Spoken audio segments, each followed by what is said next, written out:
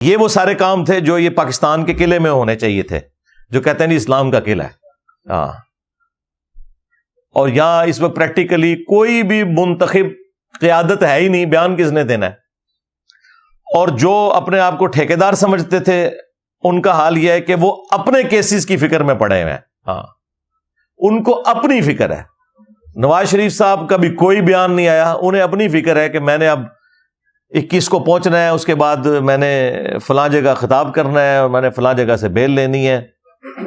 اسی طریقے سے خان صاحب کو بھی جو وکیل جیل میں مل کے آ رہے ہیں، وہ آ کے بس یہی بتا رہے ہیں کہ جی فلاں فیسلٹی مل گئی ہے، فلاں چھین دی گئی ہے، اور ان کو مینیو میں یہ کچھ پسند ہے جی، اور ان کو سسٹر سے ملنے دیا جائے، ان کو بیوی سے ملنے دیا جائے، اور الیکشن کرا دیے جائیں۔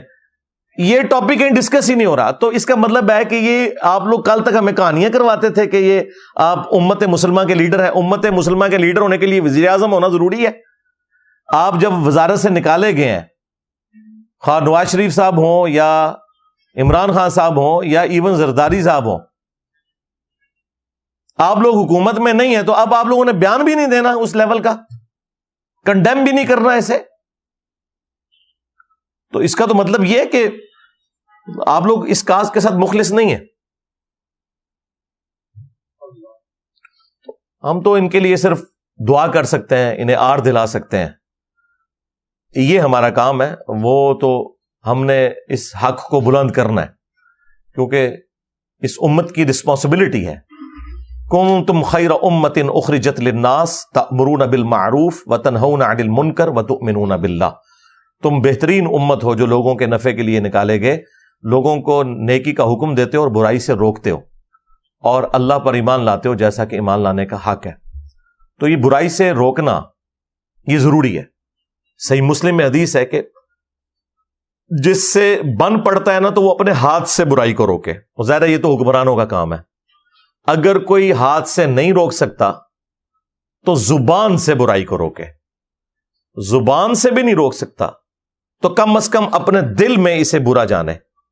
لیکن ساتھ ہی نبی صلی اللہ علیہ وآلہ وسلم نے فرمایا ذالک اضعف الایمان، یہ ایمان کا سب سے کمزور ترین درجہ ہے کہ کوئی شخص برائی کو دل میں برا سمجھتا ہے۔ ہمارے استاد ڈاکٹر سرار صاحب اسی پہ کہا کرتے تھے کہ یہ گونگا شیطان بننا ہے اگر کوئی شخص اپنی زبان بھی نہیں کھولتا حق کے لیے۔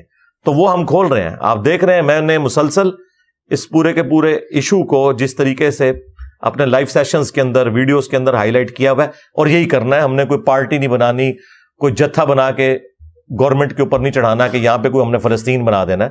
نہیں، اپنے بڑوں کو آر دلانی ہے کہ یہ آپ کی ذمہ داری ہے، آپ نے ان معاملات کو جس طرح بہتر سمجھتے ہیں اس طریقے سے لے کے چلنا ہے۔ ہم نے آپ کو گائیڈ نہیں کرنا، کیونکہ اوپر تو آپ لوگ بیٹھے ہوئے ہیں اور آپ کو پتا ہے کہ آپ نے اپنے ان معاملات کو کیسے لے کے چلنا ہے۔ یہ نہ ہو کہ قیامت والے دن کوئی کہہ رہا ہو کہ کاش میں دنیا میں لاوارث کسی فٹ پاتھ پہ مر جاتا اور پاکستان کا وزیر اعظم نہ ہوتا، یا چیف جسٹس نہ ہوتا، یا آرمی چیف نہ ہوتا۔